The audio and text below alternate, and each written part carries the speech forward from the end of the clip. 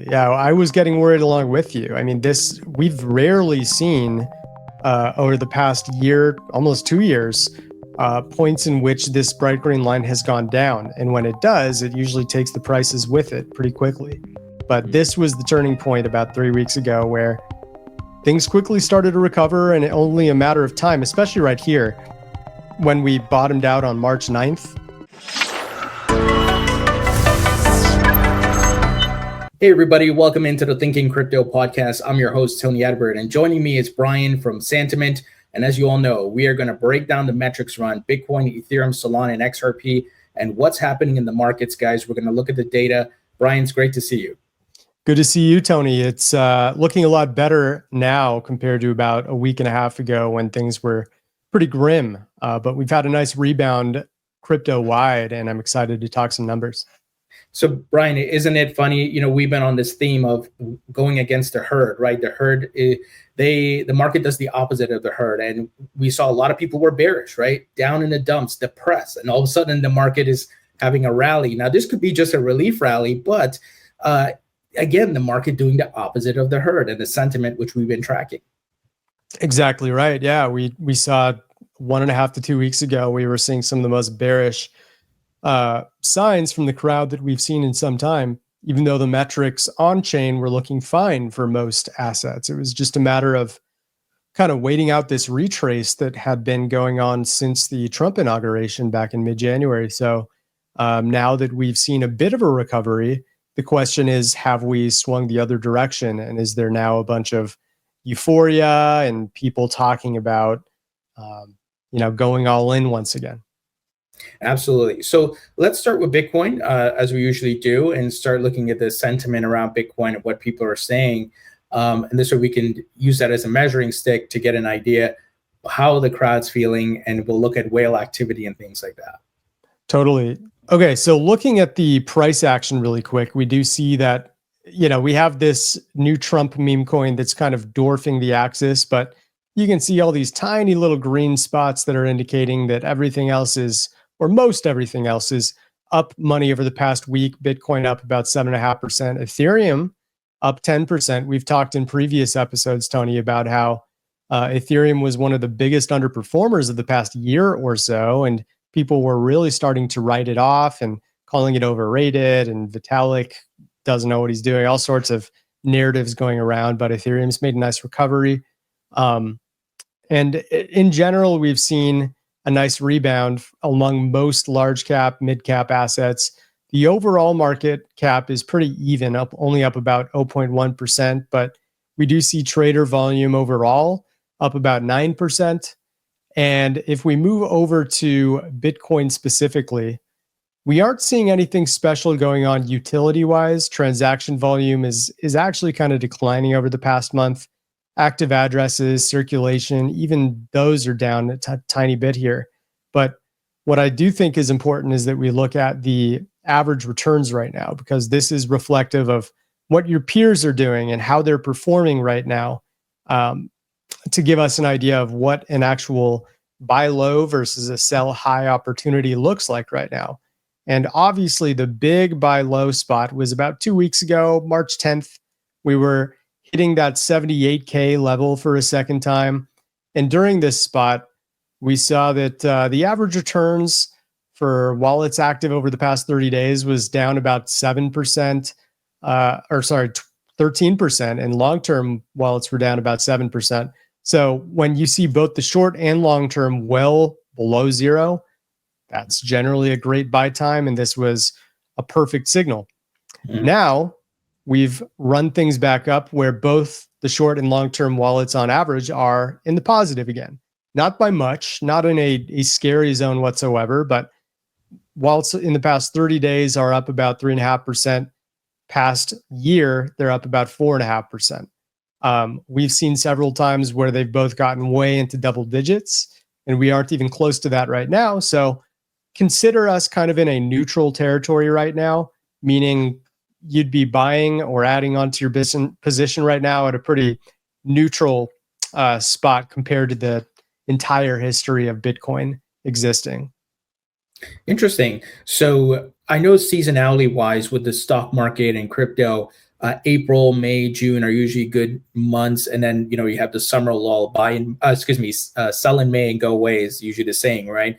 So nothing guaranteed here, but could this be the start of that next rally upwards, right? Where maybe Bitcoin goes to new highs and then pulls altcoins for the next phase up, like we had the run up in Q4, we had the correction in Q1, and now come Q2 is the next run up. I could see it. Yeah. I mean, seasonality, I always take with a grain of salt because I just don't think, even with crypto existing for about 16 years, I don't think we have nearly enough of a sample size to deduce that these months are always good, these months are always bad. There's been a lot of coincidences and circumstances that have made like November an amazing month for crypto and January not so good of a month. But generally, the start of each quarter, there's some argument that there's some extra capital being put in every January, April, July, and October.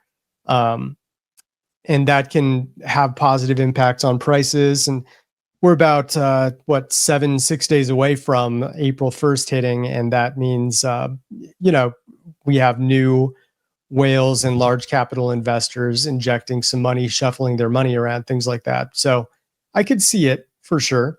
But from a raw math perspective, I like to just see, how good are investors doing with their average portfolios, regardless of the timing of the month or the week or the year. And this shows that we're just slightly above water right now when looking at other traders and how they've been profiting as of late. Yeah, for sure. And great point on the seasonality, because there are no guarantees, and it doesn't mean that past performance is an indicator of future and that it must play out that way. But as you say, though, we look at the different pieces of the puzzle, so to speak, to make sure our thesis is as close to accurate as possible. And using the data is of course, a strong indicator. So you mentioned whales, or you may have some other data here before we look at whales.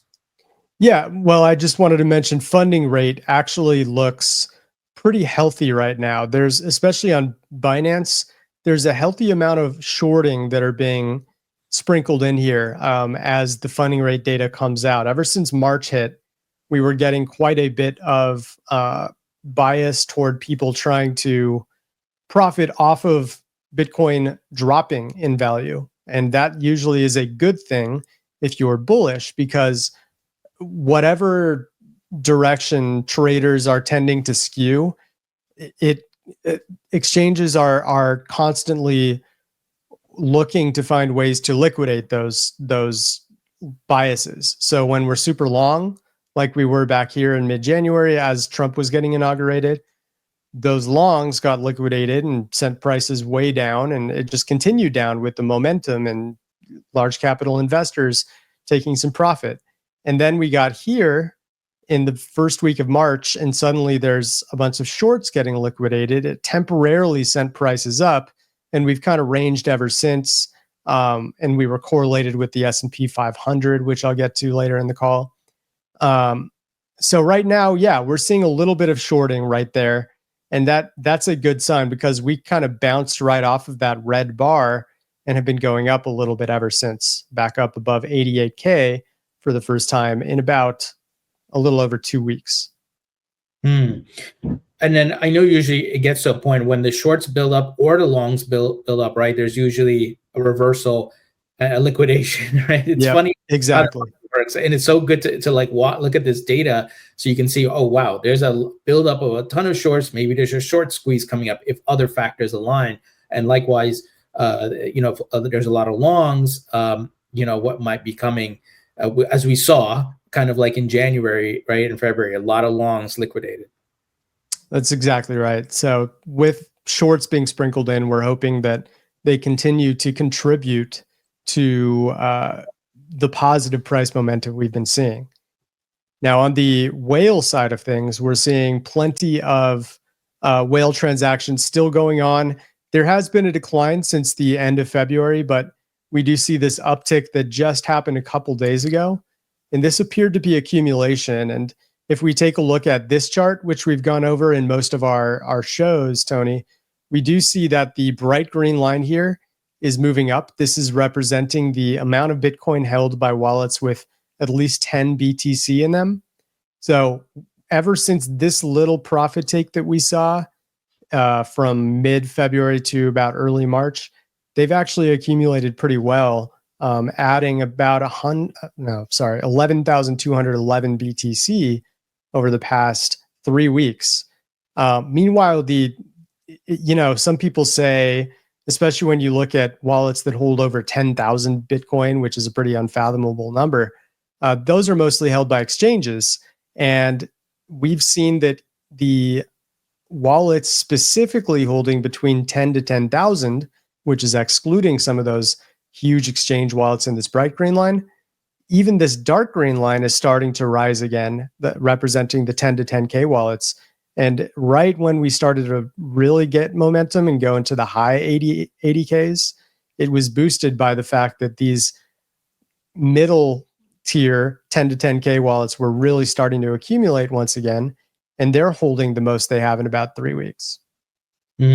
Yeah, Brian, I was looking at this chart over the past month, and I have to say I was getting a bit nervous because I'm like, are these whales done, right? Is this the end of it? Because if this is a true downtrend of them not accumulating anymore, I need to start panic. Well, I shouldn't say panic, but I need to start prepping for, okay, something's different. But it's good to see some recovery here. That's a healthy sign, and it wasn't a true downtrend. Exactly. Yeah, I was getting worried along with you. I mean, we've rarely seen over the past year, almost 2 years, points in which this bright green line has gone down. And when it does, it usually takes the prices with it pretty quickly. But this was the turning point about 3 weeks ago where things quickly started to recover, and only a matter of time, especially right here, when we bottomed out on March 9th, the fact that we had already been starting to move back up, even though the price was doing, from that exact date, doing that, right? That's called a bullish divergence. When you see whales moving up, but prices moving down, that should be a signal to you that maybe Bitcoin is starting to get a bit undervalued compared to what the largest key stakeholders are trying to do with the big picture. Oh, yeah, for sure. Great insight. And then on the stablecoin front, what are you seeing as far as Tether supply on exchanges? So Tether is still moving down. Not a lot of dry powder on exchanges compared to what we were seeing about a month and a half ago. There was about, if we're talking specifically about the top exchange wallets, basically the top 10, there was about $45.49 billion worth of Tether during the first week of February. Now there's 40.64. So pretty sizable drop. USD coin does look a little bit better. It actually really jumped up here on March 21st, 22nd, 23rd before coming back down. But we'd still like to see some improvement from the stable coins, especially the top wallets and how much they're holding, because that liquidity can really help fuel a lot of rallies because of how much buying power there is on exchanges. Interesting. I know there's like people track, I think, Tether dominance and even Bitcoin dominance. So it's fascinating. I personally don't know. I'm not as well educated as some analysts, as far as the correlation. I know it's like if that supply starts to pretty much break down, it means more coins are theoretically going into Bitcoin and the crypto market. But I'm not fully, I can't say that with 100% confidence because I'm not fully educated on that. Yeah, it's a bit of a loose correlation. I do believe there's something there, but I certainly don't recommend trading just based on the raw amount of Tether versus the raw amount of Bitcoin on a particular exchange. I think that's, exchanges have their own functions and reasonings for adding more stables for liquidity purpose or taking some away. And you have to take it with a bit of a grain of salt. In general, it's still good to see, rising Tether on exchanges over time. But if it falls like this, it isn't necessarily a sign that there won't be enough stable coins for people to, use for their trades and whatever they're requesting. especially when a lot of these are coming from like the top exchanges like Binance for Tether and Coinbase for USD Coin. Yeah, great point. Because believe it or not, for some who are listening, Tether and stablecoins are used for payments and other things people use to get yield and so forth. And then there's sometimes burning, right, depending on what the individual or institution is doing. So it's exactly hard. Yeah. Interesting. Any other Bitcoin metrics you want to share? There was one other one that I think is worth watching, and that's the total amount of holders.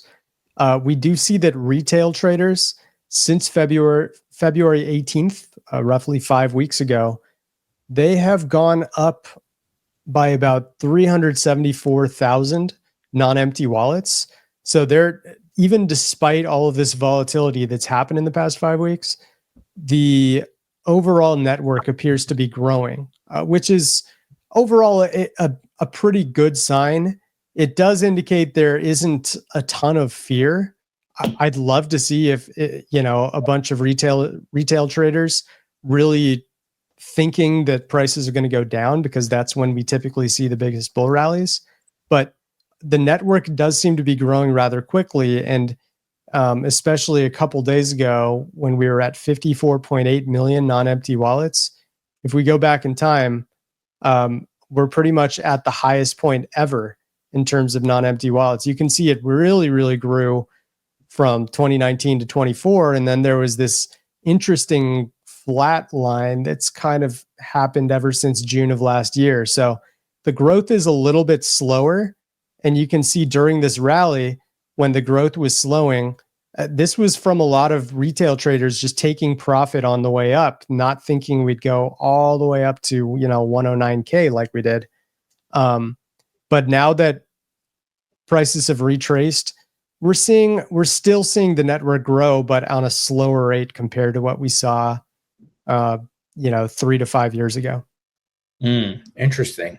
All right, let's move to Ethereum, and let's take a look at what is happening with ETH. There's been a lot of adoption news with folks building on ETH, but ETH still continues to suffer from a price standpoint. I do think it will catch up, especially as staking is added to the ETF and much more. But what are you seeing on that front?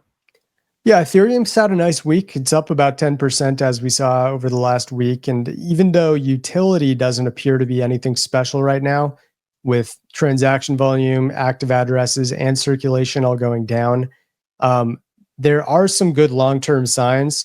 Obviously, because it's been such an underperformer over the past year, wallets are still down on average about 29%. That's way below what we see for Bitcoin and Solana and XRP. So in terms of just a regression to the mean viewpoint, there's some argument that Ethereum could be still one of the better bets for a bit of a rebound later in 2025, assuming that Bitcoin can start to really get its legs. And even the 30-day wallets are still down just slightly. So I like how the MVRV looks a lot for Ethereum in particular. This is one of the strongest bullish signals I'm seeing for it right now. And then also funding rate. Plenty of shorts that are being sprinkled in here over the past couple weeks. We do see that we're a little closer to neutral normally, or right now on Binance, but look for big short spikes like this as a good sign that liquidations can occur and send prices really soaring quickly if the negativity starts to creep in again for the number 2 asset. Yeah, for sure. And maybe there could be a catalyst. Like I've been hearing rumors from the SEC that they may add staking in the Ethereum ETFs, and that big players like Fidelity and others have been filing for that. So could that be a catalyst to send it up and help it get some strength from a sentiment standpoint? Maybe, but we'll have to see. It's a fair point. Any more ETF filings that get approved, or ways for people to invest in Ethereum outside of holding coins on chain, which a lot of people aren't comfortable with, and we have to accept that that reality is a thing. that means that having ETFs is only going to help the cause for Ethereum or the rumored, XRP or Solana ETFs out there, another handful of coins too. Any of these coins that get approved ETFs, it's only going to help the cause. Yeah, absolutely. Let's take a look at Solana, or unless there's other info here on ETH. Nothing else on Ethereum. I continue to monitor the sentiment, which we can look at here. In fact, we can check out Ethereum, Bitcoin, and Solana, and we'll do XRP too. So all four of these sentiments for each of them can be found here on this chart. We're just measuring the overall level of positive comments according to our algorithm across social media versus the negative ones, and the ratio specifically between them as a good sign of greed versus fear. So we saw actually just about 3 months ago on Christmas, there was this huge positive sentiment spike. And all it did was really send prices down, which is normal. Meanwhile, when you see some of these negative spikes, it actually can be a good thing. Like right here on February 2nd, when we were bottoming out and seeing Ethereum at 2,500, we saw a pretty decent bounce right after. It didn't last long, but you get the idea. This one as well, there was a bounce right after we really got negative. And now we've seen a few positive spikes. This one on March 19th was followed by a short retrace after people got a bit too excited. And then another one just yesterday, March 24th, very minor retrace. And now we're kind of back in neutral territory. Switching to Bitcoin, it actually looks quite positive right now. Makes sense. We're back at 88K for the first time in about 6 weeks here. I'm sorry, not 6 weeks. I'm reading it wrong. About 3 weeks or so ago. And this positive sentiment is the highest in 6 weeks, indicating that we might be starting to see a little too much FOMO. This is kind of a short-term reaction to seeing finally some positive momentum toward Bitcoin. It doesn't mean Bitcoin can't continue climbing into the 90Ks again, which many people are hoping for, but the amount of retail FOMO looks a bit too high from just a short swing trader perspective. It's just fascinating. I know I say this like almost a recording. It's just fascinating to look at this data and watch it play out for these assets and understanding the human psychology that's behind it. Yeah. Maybe I love looking at data and patterns and pattern recognition. It's so fascinating to me. It is a lot of fun when you really start to understand with every price fluctuation how it really skews people's minds toward a certain expectation just from like a simple price swing. We were so negative just a few weeks ago, and then all of a sudden we get to 88K and suddenly people think Bitcoin's a great investment again. It's just so fascinating. I don't know if you've seen that meme where there's two guys at a booth, right? And then the herd doesn't go for the lower price. They always line up for the higher price. Yeah. Or like the exact same price, like 80K in November of 2024.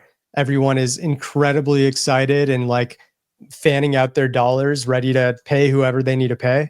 And then 80K in March 2025, everyone is kind of sad and like burying their face in their hands, even though it's literally the exact same market price, but people have different perspectives because it's all based on when they bought in. And obviously 80K in March is a depressing thing for many retailers who were buying in, mid-January at 105, 108K just before Trump got inaugurated, expecting that prices were going to balloon to 150K as soon as he took office. And obviously the opposite came true. So now we're back to playing the longer game, and people are patiently waiting for, Bitcoin to reach those prices again.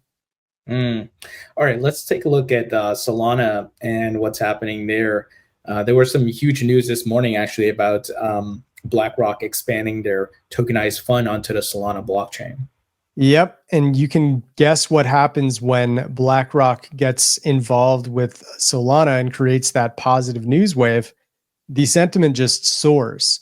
In fact, we're seeing over 10 positive comments across social media for Solana compared to every one negative comment. This is the highest we've seen in a very long time, at least the last 3 months. I'm going back in time to see Yeah, today is the highest positive sentiment day for Solana in at least the past year. I won't bother to go further back, but you get the idea of the magnitude of how much FOMO is going on for this asset right now. Are you guys tracking Solana like meme coin activity by any chance? Because I know like that aspect of it has really dried up. Any data you can share there? Yeah, I can go to the social side of things to see how much it's being mentioned. In fact, we'll do two quick searches. We can look at Solana. I'll do the full name as well as the ticker, and then I'll go and meme coins. That's fine. We'll just do meme coins to see how much it's being mentioned alongside meme coins. And just as you would expect, Tony, tons of social volume from late 2024 up until early February. And then it just drops off a cliff as, markets all just plummeted throughout the first half of February, especially. Yeah, it's interesting because, look, I know there's people who are fans of meme coins. I'm not so much a fan of it, but I do believe, and I think a lot of people agree with me, a lot of liquidity was stolen from other altcoins going into memes on Solana with Pump.fun. So undoubtedly. There's this like drying out of that market, and look, it will return. I think it'll return as the phase continues in the bull market, but we need the liquidity to go back to Bitcoin and the top alts. That typically is what needs to happen in the long-term cycle for all markets to go up. Yeah, we need to see meme coiners eventually get wrecked in some capacity, stop believing in meme coins after that, and then meme coins start to pump, and we see the profit redistribution from the Bitcoin market cap growth happen all over again and rinse and repeat. All right, let's take a look at XRP. That's our final one, and then we'll. I just wanted to check to see how much BlackRock is being mentioned. So yeah, check that spike out. That's today. So clearly that has a lot to do with that sentiment spike we just checked out. Wow. Yeah, that makes sense. That's a huge news, huge adoption news. Mm-hmm. And if I'm not mistaken, it's just a rumor right now, right? There's nothing confirmed yet. The folks at Securitize, which helped BlackRock to launch it, the tokenized money market fund, they confirmed it. Okay, that makes sense then. So this isn't just a buy the rumor, sell the news situation. It's confirmed news that can have a long lasting impact. Probably once that FOMO dies down a little bit. You typically don't see huge Solana pumps while everyone retail wise is already expecting Solana to soar. But it'll eventually calm down, and then we'll likely see the impact of it. Yeah, for sure. And then on the XRP side, it doesn't look like there's anything too special going on sentiment-wise. It's sitting just slightly with more positive commentary than negative commentary. But XRP's obviously been a huge story for the past 5 months in particular, ever since it went from about 50 cents to where it is now at about 245, jumping about 379% in market cap during that time.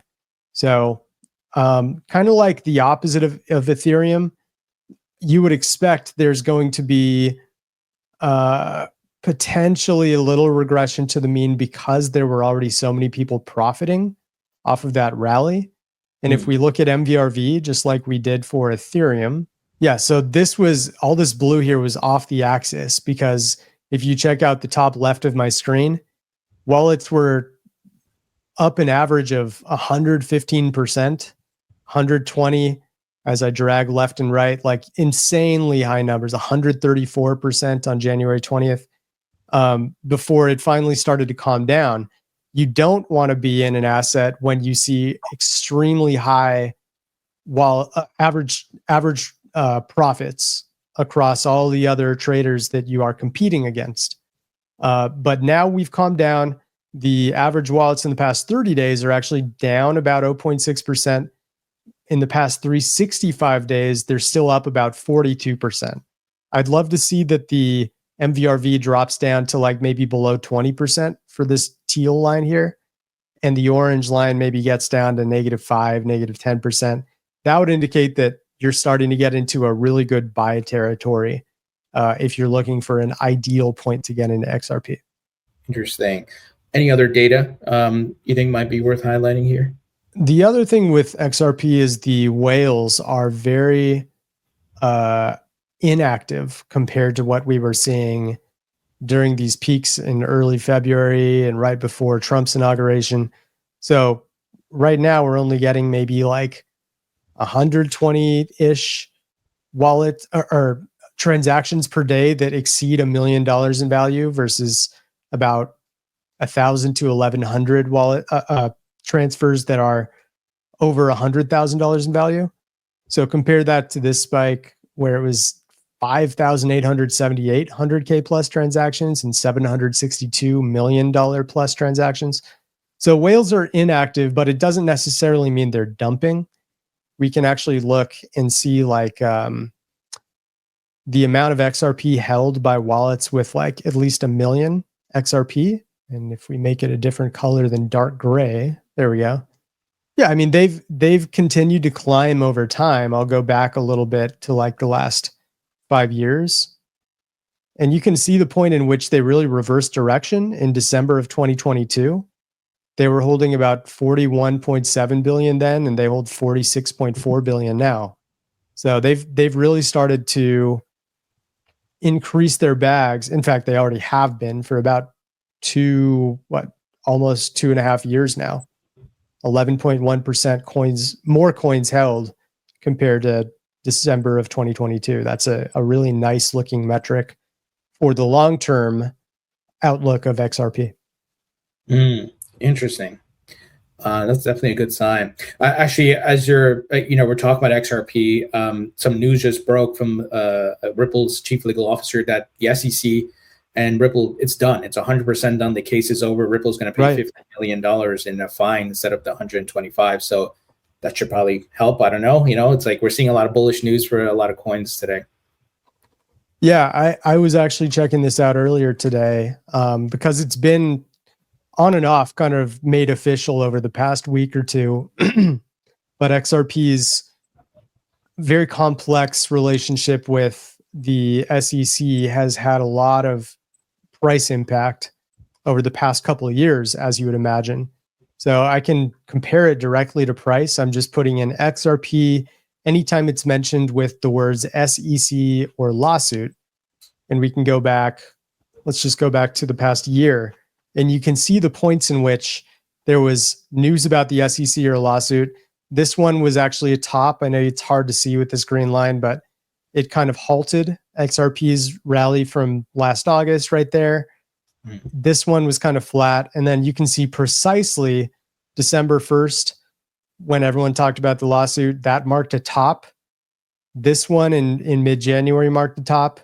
And then even this latest one from a week ago marked a top. So I'm curious to see whether this has a positive or negative impact on XRP's short-term price. If we judge by history, it actually may cause a slight top. And then after people give up on XRP, that's when the positive effects of this good news really starts to take effect. Oh, yeah, for sure. Interesting. Brian, as always, my friend, great information, great data. And as I always say, maybe in 2 weeks, next 2 weeks, we are at higher prices. And, if everything goes according to plan, maybe we're hitting new highs come May or June, but we'll have to wait and see how the market plays out. I'm looking forward to updating in a couple of weeks. And yeah, just like you, we're hoping for the best and we continue to see a nice recovery so we can get back to those January all-time highs. Oh, for sure.